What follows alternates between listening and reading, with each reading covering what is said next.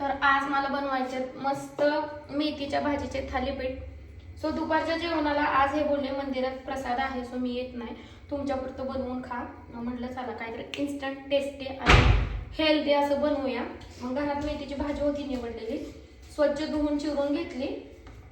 ह्यामध्ये ना मी ज्वारीचं जास्त प्रमाणात पीठ घेतलंय, जसं की 1.5 वाटी ज्वारीचं पीठ, 1 वाटी गव्हाचं पीठ आणि अर्धा वाटी बेसन पीठ असं प्रमाणात घेतलंय. त्यामध्ये चवीनुसार मीठ घातले, थोडंसं घरचंच लाल तिखट घातलेलं आहे, ओवा टाकलाय, तीळ टाकले आणि चवीनुसार मीठ. सो जास्त काही मी घातलं नाही, जसं की खोबरं, कोथिंबीर वगैरे किंवा लसूण घातलं नाही, एवढ्याच साहित्यात करते. तर मेथीचे तुम्हाला फायदे तर माहित आहेत भरपूर, आणि थंडीच्या दिवसात असलं हेल्दी खाणं चांगलं असतं. शिवाय मुलांना सुद्धा, तसं पण माझ्या मुलांना भाजी वगैरे खायचं म्हणलं ना खूप जास्त आवडते.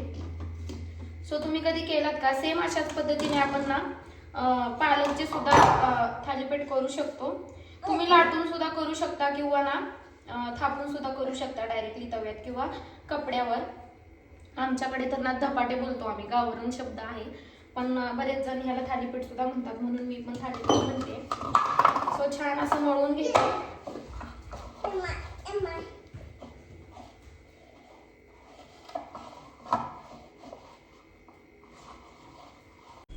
तर पीठ मळून झाले आणि पीठ मळल्या लगेच करायला घ्यायचे बरं का आपले थालीपीठ, नाही तर पीठ जास्त भिजलं ना थालीपीठ नीट येत नाहीत, फाटल्या तुटल्यागत होतात.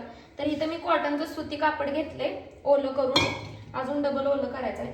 तर पीठ मळतानाच ह्याच्यामध्ये मी भरपूर ओवा आणि तीळ घातले, त्यामुळं आता काय घालायचं, वरून लावायची काय गरज नाही, भरपूर प्रमाणात घातलेत. आणि तुम्ही म्हणताल याला धड लाल पण करणार नाही आणि हिरवा पण नाही, असं कसं दिसतंय? तर हिरवा कलर आला नाही कारण कोथिंबीर संपली होती, आणि मेन म्हणजे मिरची पण मी ह्यामध्ये घातली नाही, चटणी घातली आणि ती पण थोड्या प्रमाणात, कारण माझी मुलं खात असतात म्हणून मला कमीच चटणीचं घालावं लागतं.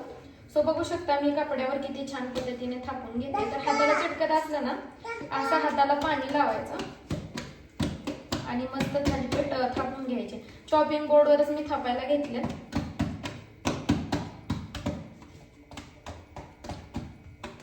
जास्त जाड नाही किंवा जास्त पातळ नाही, मीडियम असे थापून घ्यायचे. जास्त जाड थापले ना आतून ते भाजत नाही, वरून करपून जातं, आणि जास्त पातळ केले तरी पण छान लागतात बरं का, कडक असं. तर मला दोन्ही आवडतं, त्यामुळे मी दोन्ही टाईपचे बनवते.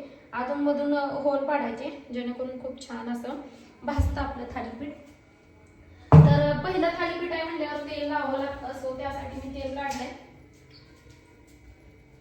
आणि माझी दोन्ही मुलं ना किचन कट्ट्यावर बसले ह्या साईडला वाट बघत, ही कधी तयार होते ना, आई कधी खायला देते म्हणून. खूप आवडतं थालीपीठ, हो ना प्रिन्स? किती खाणार तू? 3 तुला संपल का 3? तू किती खाणार होती? तू पण 3. मोठा भाव खायला तेवढंच त्याला पण पाहिजे.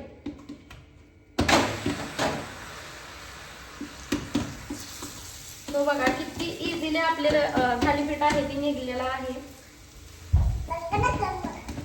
तर ह्याच्यावर पण आपण झाकूया जेणेकरून छान असं ते वाफून निघेल.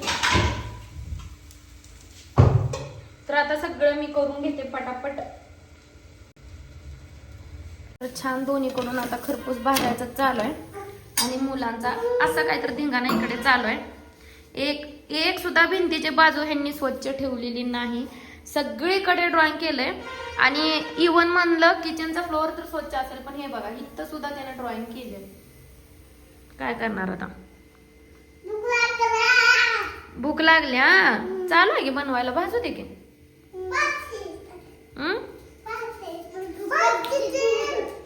पाच एवढं खायचं? बघा खाऊन दाखवायचं 5.